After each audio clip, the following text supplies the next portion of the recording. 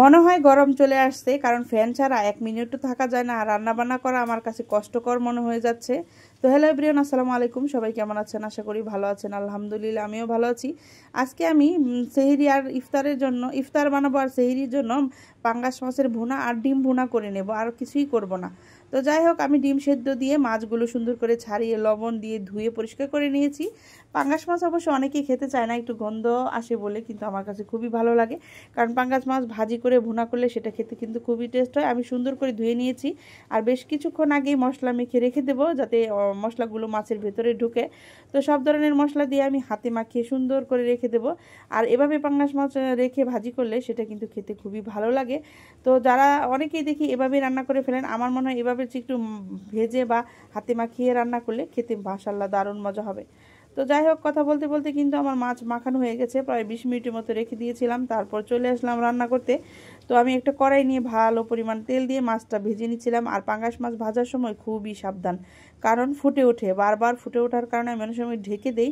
তবে আজকে ঢেকে দিতে হয় নাই, কারণ মাছটা খুব একটা তেল চর্বিযুক্ত ছিল না। মাছটা 2.5 কেজি ওজনের ছিল, তো সেই জন্য বেশি একটা তেল চর্বি ছিল না।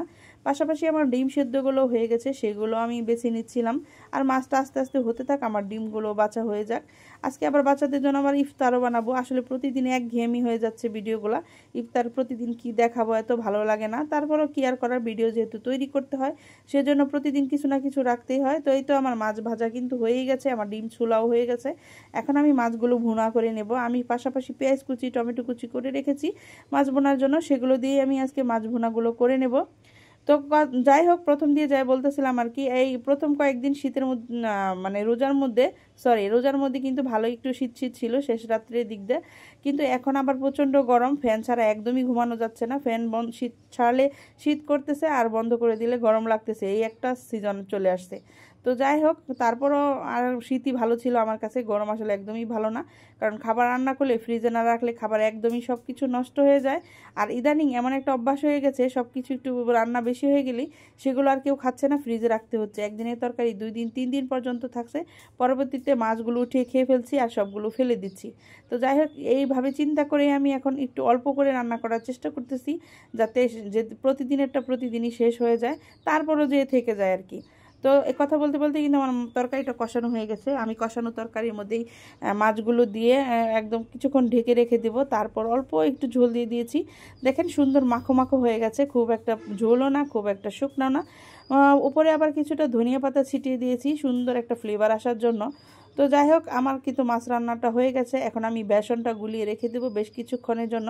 বেসনটা গুলিয়ে রেখে দিলে খুব ভালো হয়। অনেকে দেখি সব কিছু একদম মিশিয়ে রেখে দেয়, আমি কিন্তু তা করি না, প্রতিদিনই গুলিয়ে নিই। তো সেটাই করতে আমার কাছে ভালো লাগে। তো যাই হোক, বেসনটা আমি সুন্দর করে গুলিয়ে নিচ্ছি। এখানে হলুদের গুঁড়ো, মরিচের গুঁড়ো, ধনিয়ার গুঁড়ো আর একটু জিরা বাটা দিয়েছি, জাস্ট, আর কিছুই না। তো দিয়ে আমি বেসনটা সুন্দর করে গুলিয়ে রেখে দিয়েছি। এমন আরেকটা কড়াই নিয়ে নিয়েছি, ওই যে ডিম ছুলে রেখেছিলাম সেগুলোও ভুনা করে নেব। সাথে অবশ্যই একটা টমেটো দিয়ে দিব। অনেকেই ডিম ভাজে না, আমার কাছে ডিম ভেজেই ভুনা করতে খুব ভালো লাগে, সেই জন্য আমি ডিমগুলো ভেজেই নিয়েছি। পরিমাণ মতো পেঁয়াজ কুচি দিয়ে দিয়েছি, সাথে একটু লবণ দিয়ে বেশ কিছুক্ষণ নেড়ে চেড়ে তার মধ্যে মশলাগুলো, আমি অনেক কিছুই কিন্তু আগেই গুছিয়ে রেখেছিলাম, সেই জন্য মশলাগুলো একদম একসাথে রেখে দিয়েছিলাম, সেটা এখানে দিয়ে দিলাম। একটা টমেটো দিয়ে দিলাম, বেশ সুন্দর করে কষিয়ে নেব। অবশ্য আজকে রান্নাতে এই ডিমের ভুনাটাই খেতে খুব টেস্ট হয়েছিল, যেটা আমরা সেহরিতে খেয়েছি, খুব মজা হয়েছিল। কি বলবার, প্রতিদিনটা আসলে এতটা মজা হয় না। তো যাই হোক, আমি একটু ঢেকে বেশ কিছুক্ষণ কষিয়ে নিয়েছিলাম, তার মধ্যে একটু পরিমাণ ঝোল দিয়ে দিলাম, দিয়ে যাতে মশলাটার গন্ধ দূর হয়ে যায়। তো দিয়ে এখন আমি ঢেকে দেবো। আর ইফতারেও যেহেতু বানাবো, সেই জন্য বেশি কিছু রান্নাবান্না করি না, শুধু সেহরির জন্য রান্নাটা করলাম।